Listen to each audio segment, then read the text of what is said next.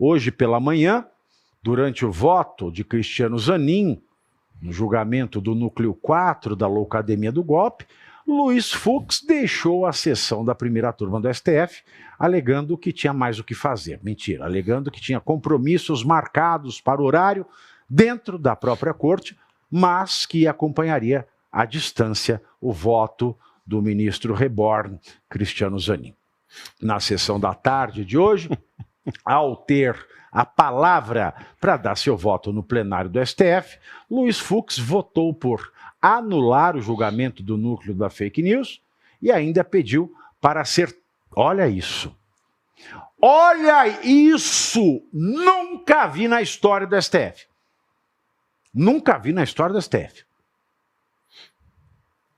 Ele pediu para ser transferido da primeira para a segunda turma. O ministro também encaminhou um documento para o presidente do STF, o ministro Edson Fachin, com o pedido de transferência. No documento, Fux cita o artigo 19 do Regimento Interno para manifestar seu interesse em compor a segunda turma, considerando a vaga aberta pela aposentadoria do ministro Luiz Roberto Barroso. Ele pode fazer isso. Aliás, segundo o Globo, a decisão de Luiz Fux em solicitar a revisão de seu voto no julgamento da Loucademia do Golpe para uma revisão gramatical despertou uma discreta comemoração entre, é claro, os julgados naquele golpe, inclusive os aliados de Jair Bolsonaro, porque isso ele joga para depois a publicação do acórdão, jogando para depois a publicação do acórdão, joga-se mais para frente o prazo para recurso, né?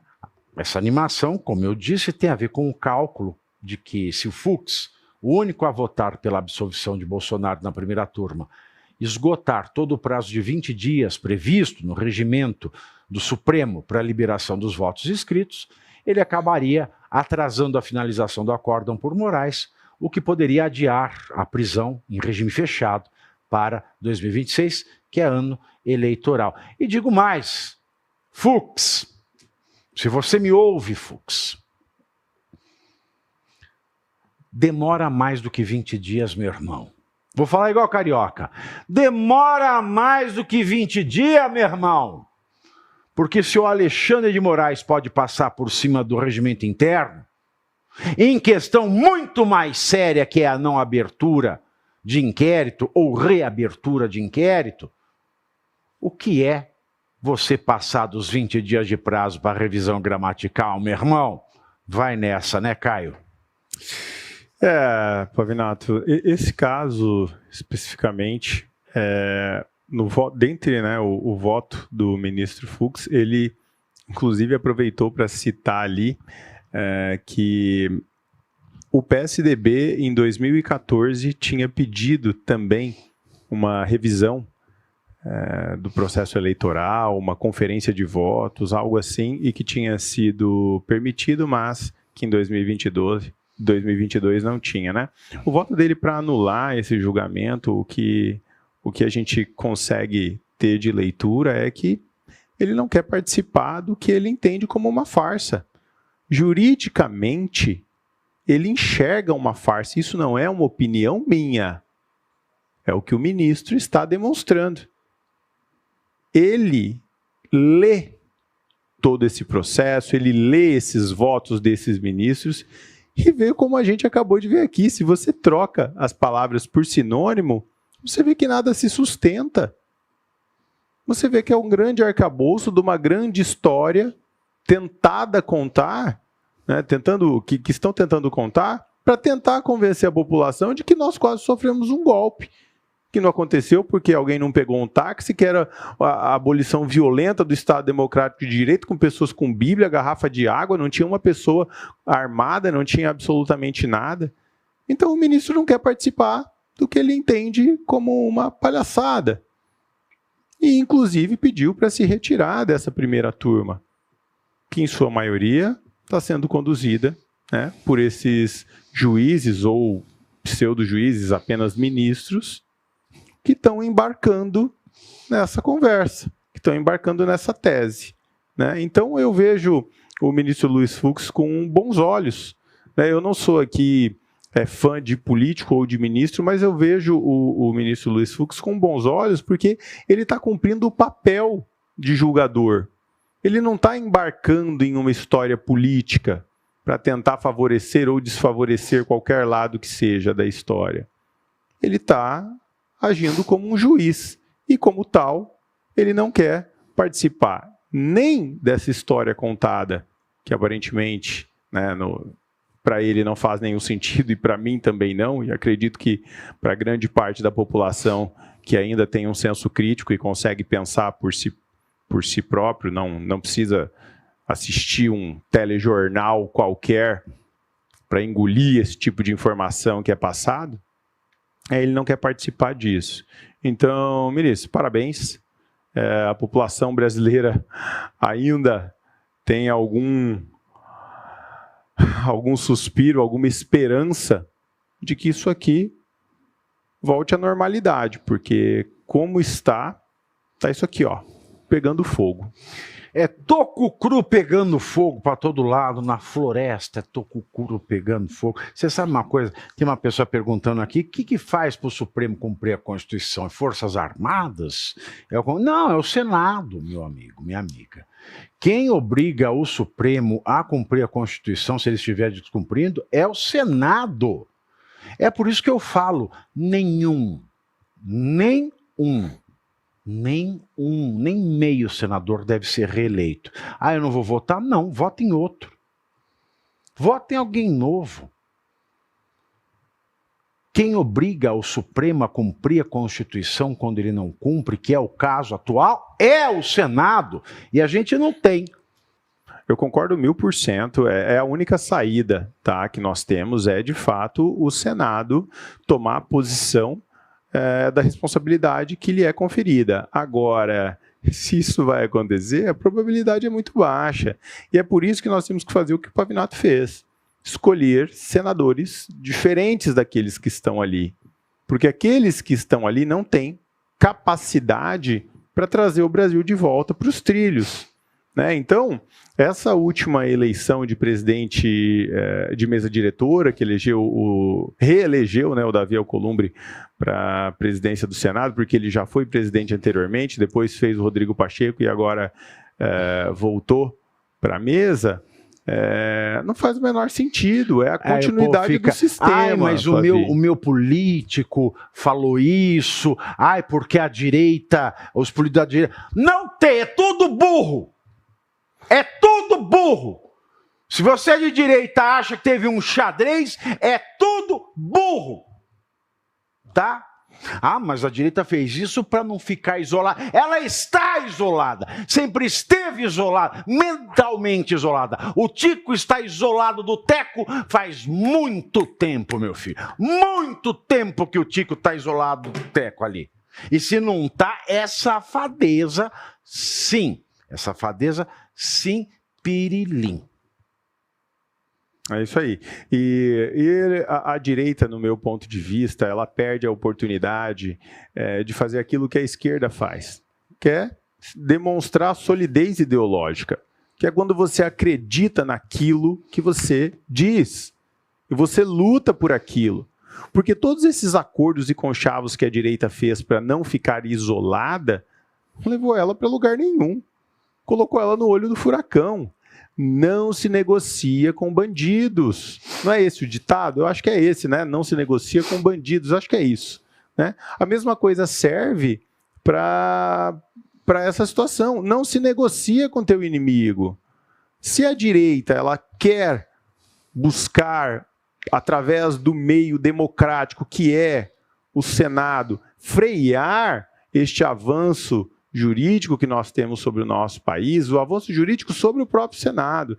Porque, Pavi, o que me preocupa é o seguinte, nós já tivemos em outras situações, inclusive no governo Bolsonaro, nós tivemos a possibilidade de tentar ali emplacar a PEC da Bengala. Só que se a gente fizer isso, o que vai acontecer? o STF, não, o STF vai vir e vai dizer, não, isso aqui é inconstitucional, acabou. Então é muito complicada a situação que a gente está hoje, porque os próprios senadores estão dando força para aprovar nomes que, inclusive, vão fortalecer a Suprema Corte e enfraquecer ainda mais o Senado, como é o que pode acontecer. Você sabe uma coisa? As pessoas não gostam de ouvir a verdade, porque a verdade é uma coisa áspera. A verdade, a mentira é que é gostosa de ouvir. A verdade é difícil. A verdade é pancada, meu irmão.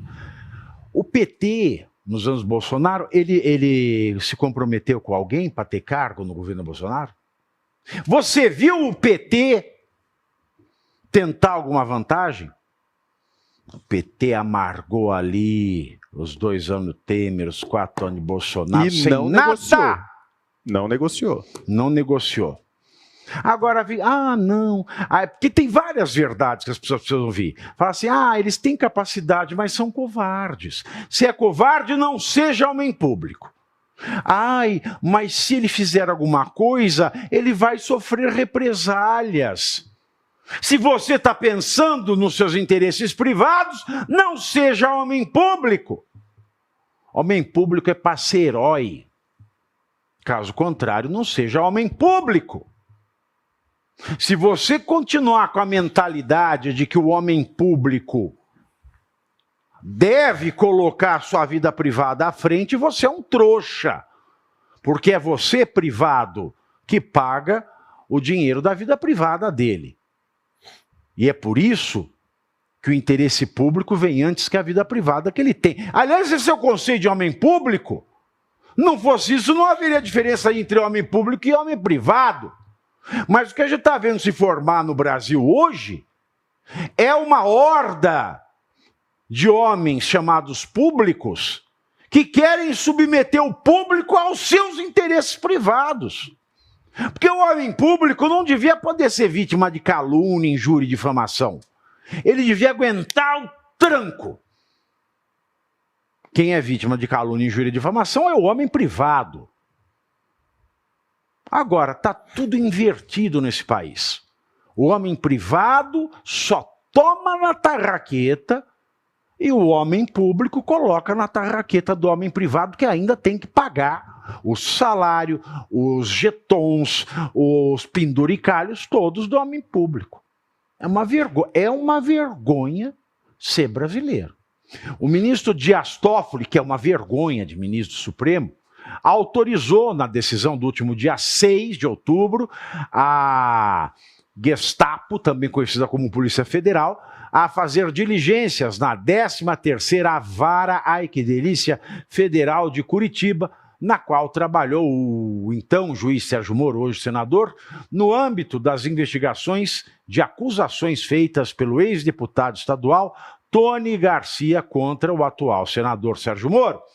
Tony afirma ter sido obrigado a gravar pessoas de forma ilegal, a pedido de Moro, durante investigações do caso Banestado em dezembro de 2024, como parte de seu acordo de delação premiada.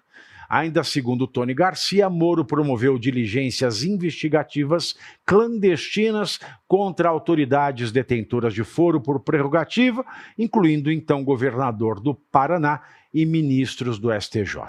Em nota, a defesa de Moro disse: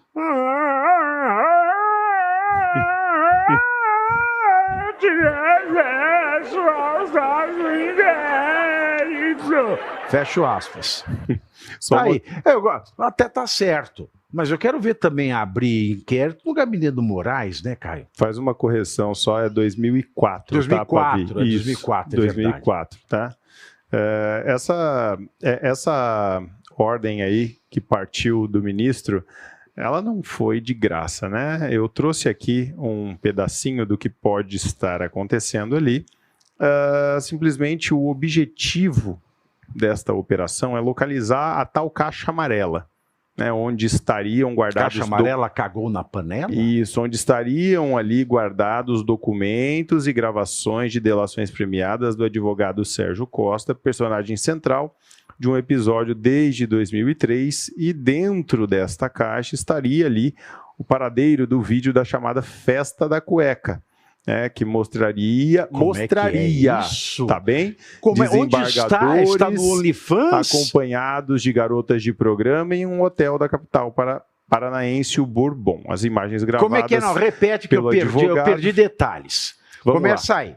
O homem foi ao cinema, sentou no house. O homem documentado. Isso. A partir do documentado, você disse o quê? Perfeito. Essa operação que foi autorizada pelo ministro Dias Toffoli tem como objetivo procurar a tal caixa amarela. Essa tal caixa amarela contém ali a delação premiada, né? Do Tony Garcia. Isso, guardada com documentos e gravações deste Sérgio Costa, tá? E dentro dela teria vídeos, né, da chamada Festa na Cueca, que mostraria desembargadores acompanhados de garotas de programa em um hotel da capital paranaense, Credo, o Hotel que Bourbon. Delícia. E as imagens gravadas pelo advogado Sérgio Costa teriam sido usadas como instrumentos de pressão política e judicial. Então, este é o sentido desta operação, a busca dessa tal caixa amarela, né, que pode aí evidenciar todas as provas dessa Festa da Cueca e então criminalizar o juiz Sérgio Moro, que pode ter usado isso como uma ferramenta de chantagem lá em 2004.